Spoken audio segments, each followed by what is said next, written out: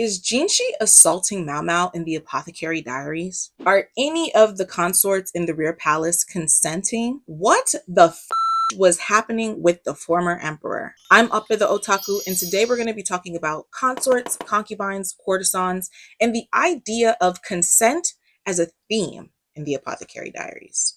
Huge disclaimer. Everything that I'm about to say is only in regards and in the context of the Apothecary Diaries. This is a fictional show with fictional characters taking place in a fictional kingdom set in what would be Imperial China.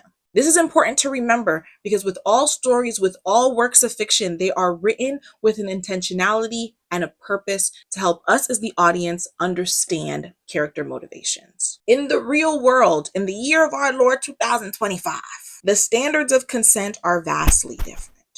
And so in order to follow along with this video, you will first need to come to terms with the fact that we are going to be discussing a historical fiction piece. Now let's get into it. As always, I will be separating this video into 3 different points. First, we're going to discuss consent, but not only consent, but dissent as well, and how both are used in the various relationships and interactions in the Apothecary Diaries. Then we'll take a look at how consent works amongst the concubines and the consorts of the rear palace. And lastly, we're going to have to come to terms with one of the oldest professions for women, and that is sex work. Mainly taking a look at the courtesans and their role in the Apothecary Diaries, and how or if consent is even something they can opt into. And my hope in doing all of this is that we'll all have a better understanding of consent and the role that it plays in the Apothecary Diaries, not just as an idea, but also thematically as well. Last disclaimer, to properly examine this, we are going to need to look at some information that is in the light novels beyond what we have learned from the show, season 1 and season 2, and from the manga. So if you are not interested in hearing about any spoilers, this might not be the video for you. And we can go ahead and consider this a 2-part video because to examine the role of consent in Mao Mao and Jinshi's relationship, they need their own separate video. If you guys would like part 2, let me know in the comments and I will get that to you immediately. Let's get started.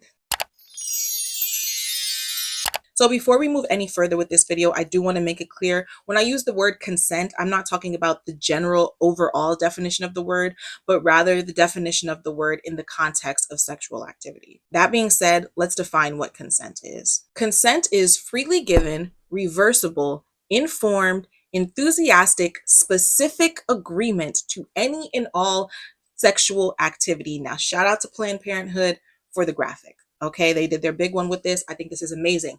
Consent is all of this. And consent is also a very novel concept. Up until very modern times, consent for women was not a thing. And as all things that exist for the benefit and protection of women, even today, it's still incredibly understudied. However, even in imperial times, when there was no such thing as consent, there was always dissent. Dissent is when an idea or an activity is not agreed upon, and this can and has always included direct no's or even implied no's. I know I said their relationship would be getting its own video, but I think the idea of consent versus dissent is a huge part in understanding Mao Mao and Jinshi's relationship. I meant what I said. If y'all want that part 2, just let me know. Okay, I've been dying to give it to you. Anywho, we see a perfect example of dissent in the Apothecary Diaries when we look at how it handles the former emperor's abuse of children. Everyone in the story, everyone in the kingdom regards what the former emperor was doing as wrong. This is because even then, when discussing a sexual relationship between an adult and a child, no matter how amenable the child seems to be, they are still too young to be agreeable. And so it falls under inherent dissent. And it's because of this inherent dissent that everyone in the kingdom regards him and labels him as a pedophile. Even the people who are covering for him, like his mother, the people who are feeding him little girls, all of them still agree that what he's doing is disgusting. It's vile. It's not normal. It is his secret shame for a reason. It's not something that's accepted in their society. However, this is still a fictional society, a fictional government in which the emperor is at the top and is regarded as divine, which is to say godlike. There is no earthly man who could speak out against him, and that is the only reason why he is allowed to get away with it. And it's not until Lady Anshi, queen that she is, I swear you could never make me hate her, enacts her revenge, and as a result, his mind snaps, and he needs to be isolated so that no one notices that his mind has snapped, that he can no longer have access to these little girls. And that's the only thing that stops him from doing what he did. I also want to talk about the comment that I got on TikTok that inspired this video. Someone made the point that they didn't think that any of the consorts in the rear palace were consenting because the power dynamic between them and the emperor was too great. Now, I think that that is an incredibly salient point, and I also think that those are two separate issues. And because this is a novel, we can assume that any pertinent information that we need, and this would definitely fall under pertinent information, it would be offered to us in the text. And we don't get that from any of the characters in the story, except for obviously Lady Anchi and Lady Li Shu, who you will discuss later. I want to specifically talk about the main consorts of the rear palace. In the case of the emperor with Lady Liwa, Lady Gyokyo, Lady Adwo, and Shisui, these are all consenting parties. None of these women have been coerced by the emperor. And for the sake of this video, I am leaving out Island. 1, I don't like her. 2, I feel like we haven't really seen much of her as a consort. And 3, just from what we have seen from her in the envoy, I think it's safe to assume that she is very much so a willing participant in any and all sexual activity with the emperor. I also left out Lady Li Shu in that list because Lady Li Shu and the current emperor do not have a sexual relationship, but we will discuss that more later. Anywho, I think all of this can potentially lead to a gray area when examining the options available to these women in regards to sleeping with the current emperor. Could we argue that these women were in fact coerced, but by their family and not the emperor himself? I think to do so, you'd have to start splitting hairs. In the scene when Mao Mao is teaching the consorts the bedroom arts, it's quite clear that at the very least, Lady Liwa and Lady Gyokyo are willing and enthusiastic participants in any and all sexual activity with the emperor. The only two in that scene that don't approach the seminar, shall we say, with the same level of enthusiasm is Li Shu and Shisui. Now, for Li Shu's part, we know that she is thankfully too young, too innocent, too naive to even fathom that kind of relationship with any man, let alone a man that she reveres as a father-like figure. And for Shisui's part, we know that her disinterest is an act, right? She doesn't want to draw attention to herself, to her face, to her contortions, and so she acts indifferent. Now, you could argue that she probably isn't excited about having to sleep with the emperor in order to advance the Shi clan plot anyway. You could say that she's been coerced by her family into thinking that this is a necessary part of the plot, but we also know that Shisui has her own plot, and that is to secure her freedom. And so I think when I read the text, I assume that she understands that this is something that she'll need to do in order to secure said freedom. And for that alone, though she might not willingly consent, she also does not dissent because to her, her freedom is worth it. I think what's also interesting about the relationship between Shisui and the current emperor is that he was also put off by her. It appears that there are two parties who are potentially only being together for the sake of obligation, not for any real interest or desire to be intimate with one another. And we know this because he only visits her the bare minimum amount of times he needs to in order to avoid a war breaking out, right? So I think them being in the same boat kind of creates a gray area regarding consent, but I also think that that's the point. And I'm going to circle back to that a little bit later regarding the emperor and the point that it's making about consent.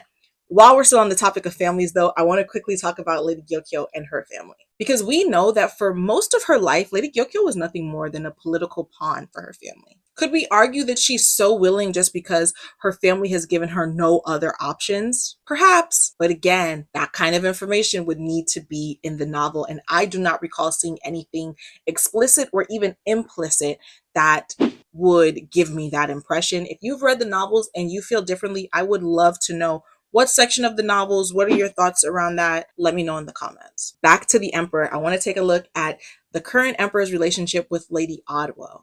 because I think their relationship is really when I realized that consent was being used as a theme in this novel. First, their relationship really starts off in a gray area regarding consent versus dissent, because when they're intimate for the first time, they both fall under the category of children. They are both like a year or two off from marriageable age, right? So they're underage. Now, even in today's society, it's not uncommon for two teenagers to lose their virginity to one another. I don't think it's a big deal in that aspect. I am just talking about inherent dissent, right? Two children too young to make these kinds of decisions, which I do think you could also apply that logic to today's society, but let me not digress. What I find the most fascinating, though, about their relationship, or rather the first time that they are intimate and what creates this physical intimacy in their relationship, is that the emperor only chooses to sleep with Lady Odwo because they are trying to get him at, I think, 13 or 14 to sleep with the woman that is older than his mother. The woman they're trying to get him to sleep with is mid 20s at the youngest. And he is so put off by this idea. His dissent is so strong, he literally runs and hides. That is how the scene plays out, right? And Lady Odwo is attempting to console him through this process. Console is very generous. She pretty much just like, fuck it out. You the emperor. This is they making you do this, right? I think though that for me is when it clicked that consent was a theme, because the emperor is supposed to sit at the top of the world in this kingdom, in this society right now. At this point, he's not yet on the throne, but he's next in line.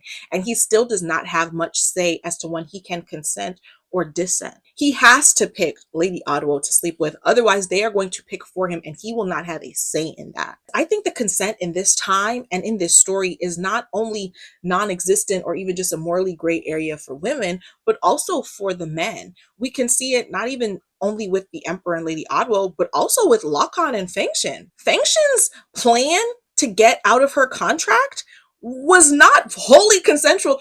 Lockon didn't even know what she was thinking. And she baby trapped him. That's not funny, but I just can't help but giggle at Lockon and Fengshen's relationship. Anyway, this reminds me of something that Mao Mao says very early on in the story, and that's palaces and brothels are not that different. Both are a cage. I think it would be an absolute waste of everybody's time if we engaged on the topic of consent in the Apothecary Diaries and we did not examine the role that the courtesans play in this story. First, I want to address something that comes up in my TikTok comments a lot, and that's the idea that because these women are sex workers, they cannot be consenting parties. And I think the novel goes out of its way to tell us that that's not true, right? Going back to Fengshen, we hear that Fengshen took great pride in her work, right? It's a huge part of why when Lockon is talking to Jinshi about Fengshen, Lockon places all the blame on himself, right? He doesn't want to dishonor her in what he believes is her death, right? He makes it seem like it was his idea, when in fact it was her idea to shirk her responsibilities and try to illegally get out of her contract, right? We also see Granny. Granny is well past her days of taking clients, okay?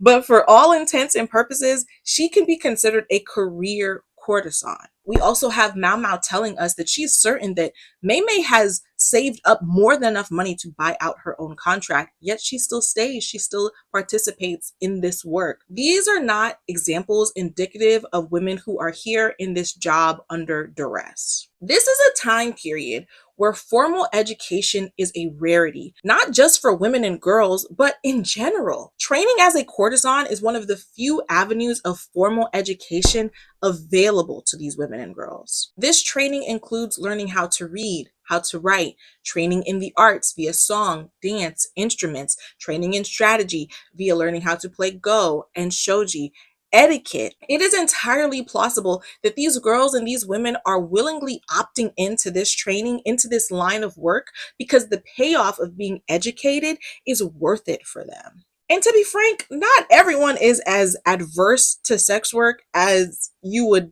believe, okay? One of my favorite things to do when I'm watching an anime is examine the universe and try to figure out how far I think I would go in the verse. If I was in the Apothecary Diaries, I have no doubt that I would be a high-class courtesan. I have the boobs, okay? I can read and recite poetry. And I feel like if I really sat down and really turned this on, I could master either Go or Shogi. I really believe that. I truly believe that, okay? Especially if it meant getting education, I could do it.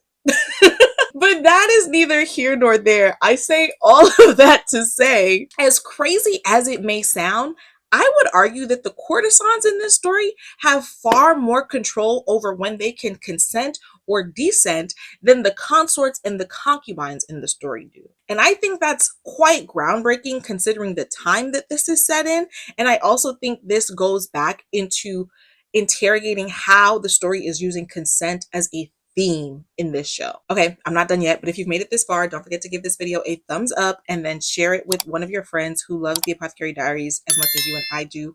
I would love to grow this channel. More than anything, I think the Apothecary Diaries goes out of its way to let us know its stance on consensual and non-consensual relationships. Abusers are highlighted and called out as such. And I think that if we apply a blanket label to all of the potentially gray areas or instances where neither consent or dissent is found, and then chalk those up as non-consensual, then we start to undermine what the story has to say about actual non-consensual relationships and interactions. I think if the goal is to follow along with consent as a theme in this story, you have to always make sure that you're examining consent versus dissent and how it's being used in these interactions. You have to examine the consorts and the concubines and see that none of them are being written as non-consensual despite any lingering power dynamics or familial pressure. And I think if that's not enough, when you look at the role consent plays for the emperor and the role that consent plays for the courtesans, you can really get a handle on how it's being used thematically. I genuinely hope I handled this topic with the respect, the care, the earnestness that it deserves. And I hope you all now have a better understanding of how consent is being used as a theme in the Apothecary Diaries. If you want the part 2 where I break down Mao Mao and Jinxi's relationship in excruciating detail, please let me know in the comments. Otherwise, I will see you in the next The Apothecary Diaries Explained video. Mwah.